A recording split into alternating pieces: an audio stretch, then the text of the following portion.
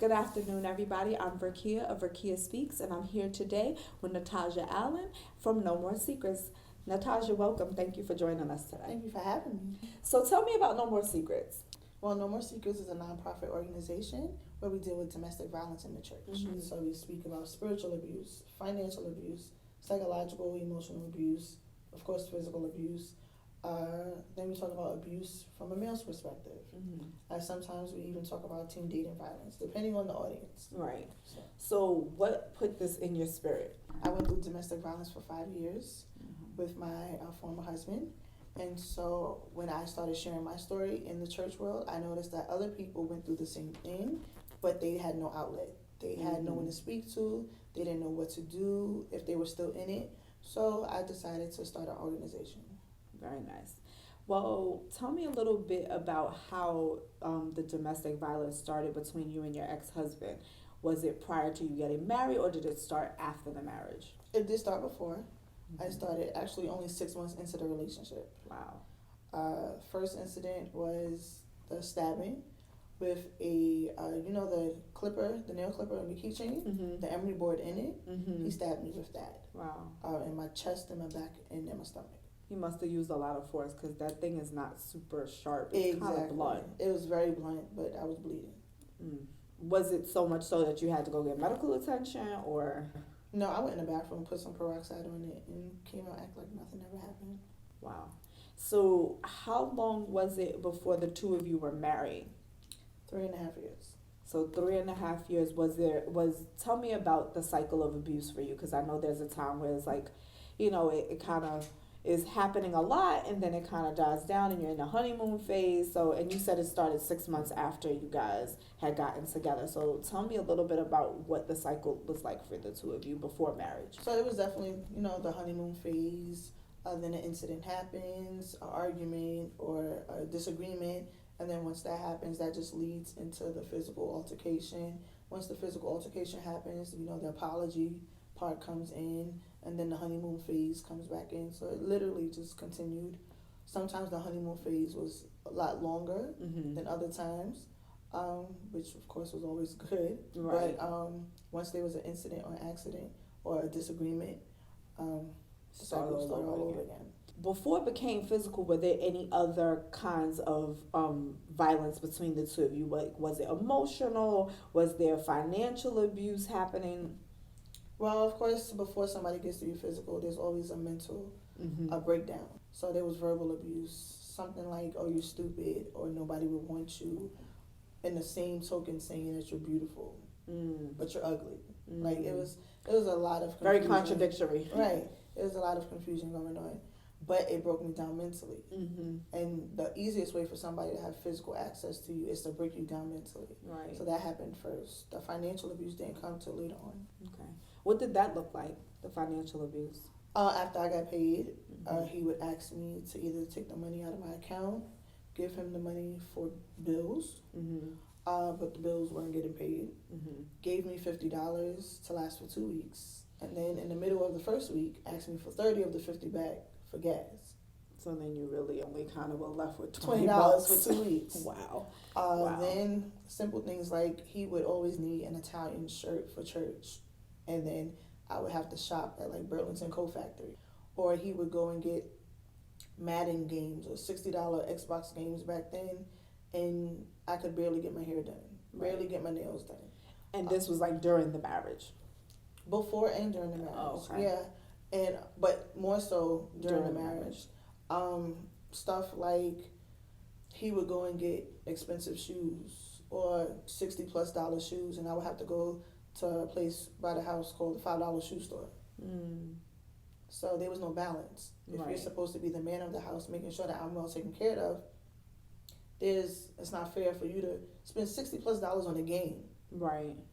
And I can't even go and get a washing set. Right. And then bills aren't being paid. And bills are not being paid. The lights was off. Cell phones were always off. Cable, you can forget it. I switched cable companies about 1 million times. Right. Car note wasn't. I found out later car note wasn't paid. It was a lot. Okay. So, tell me about your families. How did they play into all of this? Like, did they know what was going on? Did you reach out to anybody in your family or his family for help at any point? Well, the first time I wanted to finally leave, Mm-hmm. I told his sister. Mm. His sister told me to pack a bag, put it either under the bed or in the back of the closet, Mm-hmm. and then in the middle of the night, take the bag, take the car, and run. I did that. He found it. Then asked me to go to church that night. When we went to church that night, he then told his counselor. That created a big uproar after church. Mm-hmm. It was just a lot going on. Mm-hmm. I ended up leaving. I called my mom and my brother. I told them, meet me at my house. I'm taking my stuff and I'm leaving. My mom, of course, opened me with welcome arms. My family always opened me back with welcome arms. There was no issue there. And that's the first time Okay. I tried to leave. But as far as his family is concerned, I didn't, besides his sister, I didn't really Reach speak out to to anybody. anybody else. No. When the elders in the church found out initially about what was happening, what was their advice to the two of you? Get individual counseling, get collective counseling, separate and come back. And that's kind of what happened. Yeah, from that first time of leaving. Yeah. When you left the second time, what prompted that leaving? It was a major altercation. Okay. To the Describe point- to me what that was like. So we was on I-87 Okay. in Rockland County, Right. going towards the Tappan Zee Bridge. I believe it's now the Mario Cuomo Bridge, or whatever. I know I'm not it's the Tappan sure. Zee. They be Tappan Zee naming everything Bridge. all the time. Right, it's the Tappan Zee Bridge. But we was on the way there, and there was a big argument on him dropping me off at the Vacation Bible School at the church. Mm-hmm. He didn't want to. He said he was going to work. I said, you can go to work. I'm still going to take the car while you're at work. Let me go, handle whatever I need to handle. Right. I'll come back and pick you back up. It's not a big issue. I don't know why it was such an issue. It is what it is. On the highway, I don't know how, but during morning rush hour, he tried to he opened the car door at my side and tried to push me out of the car while it was moving, morning rush hour on I-87. I blacked out. That Bronx chick rose up in me, and I clocked him upside his head, which was dangerous on my end because he's the one handling the car. Right. So I'm not thinking about our safety. I'm not thinking about the safety of the cars around us. I literally blacked out. It was literally like an out-of-body experience that I've never experienced before. Mm-hmm. After that, I found a way to hold the door shut. He pulled off the highway, went to like an abandoned gas station, dragged me out the car, and beat me in broad daylight. Wow. And there were people standing there? Across the street. And nobody did anything? A busload of people. I didn't hear anything. There was no cops that came, nothing. That makes me uncomfortable that people are just that immune to, minding their business at this point, that we don't intervene when we see somebody in some dire trouble. Like, if I just can't imagine not even just dialing 911.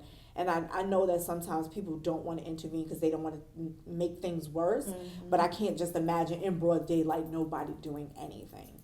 Nothing was done. Then he came back to himself, mm-hmm. drove me to Nyack Hospital.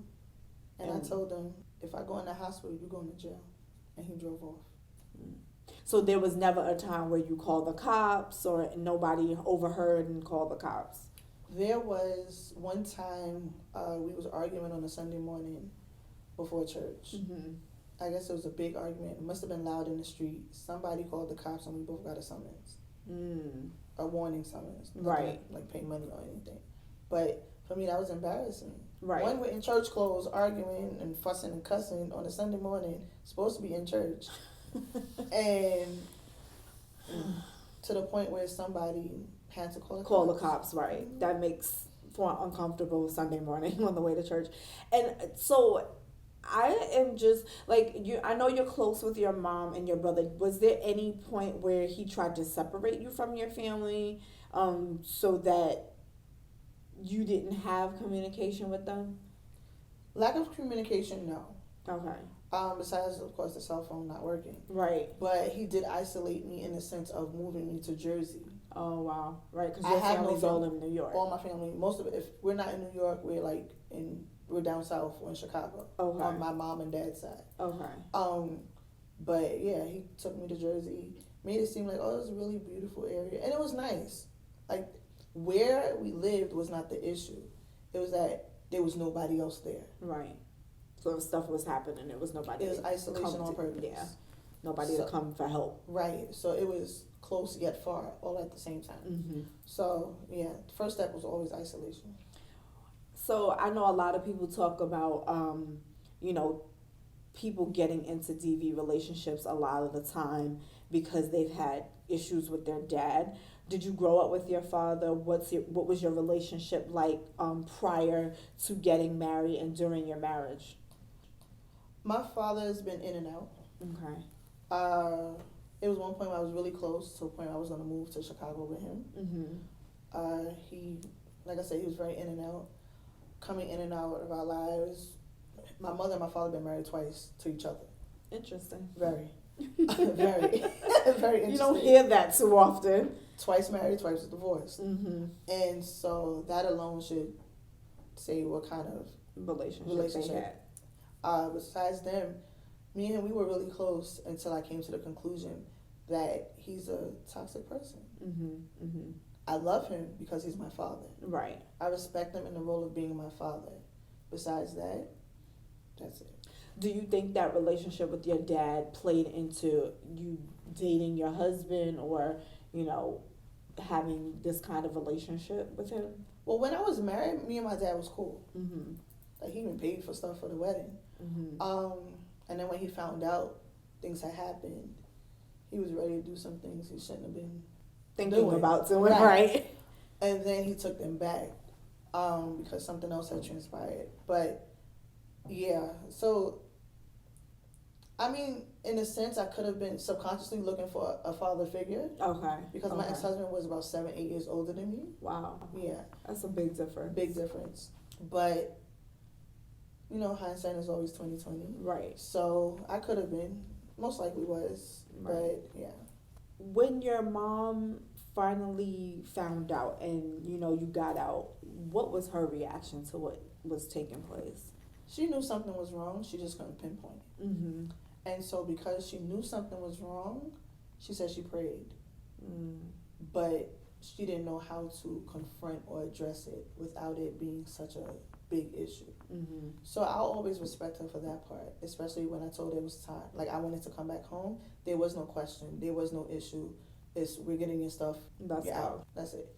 So, like my family said, even my godmother, may she rest in peace, my godbrother told me that they all knew something was wrong with me because I wasn't my normal self. Right. They knew something was wrong. But like I said, same thing with my mother. They didn't know how to address it, how to confront it. And so because they didn't know how to, they did what they knew to do, which was to pray from a distance. Right. So I appreciate the prayers because the prayers kept me here. Right. Regardless of what I went through, the prayers, I'm still here because of prayers. Mm-hmm. I'm not mad at anybody for that because if you don't know anything, then you can't do anything then you can't about do it. or say anything either. Right. So I'm not mad about that.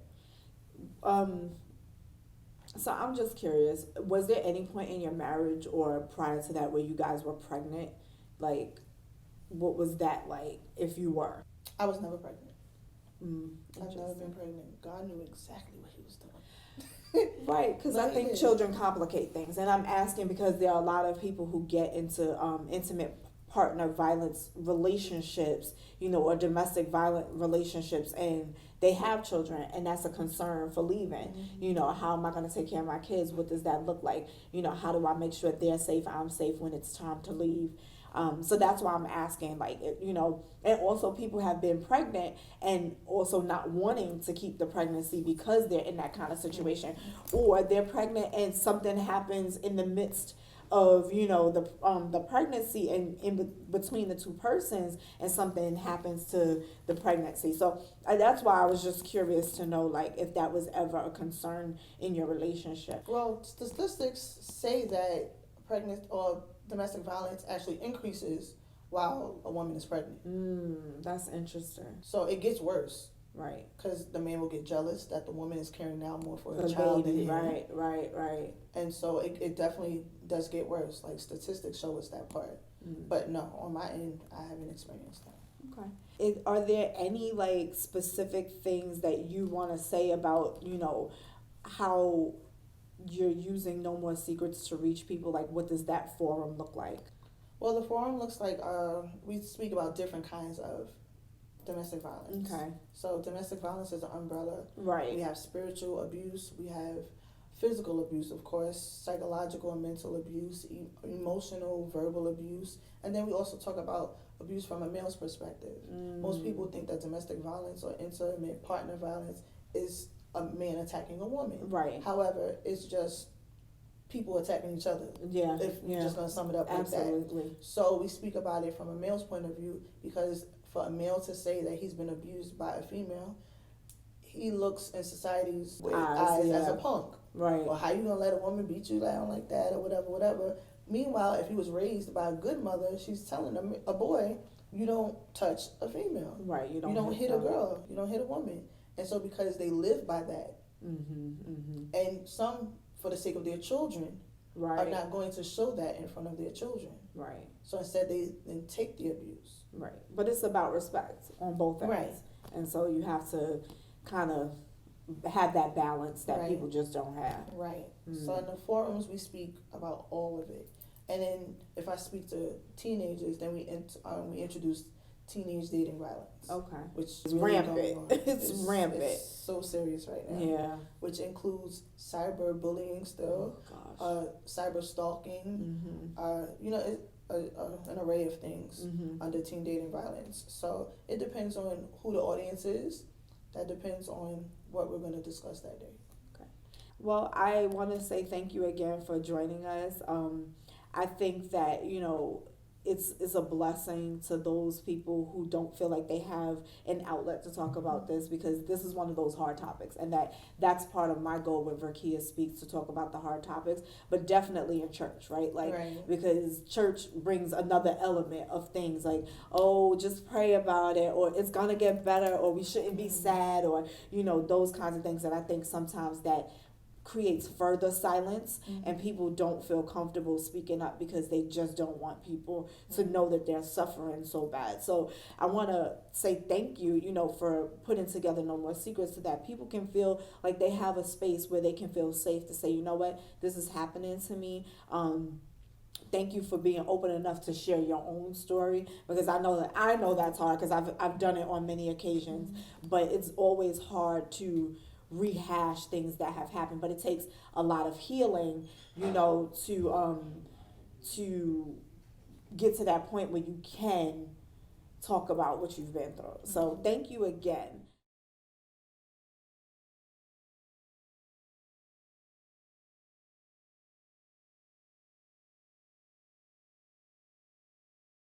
Speak.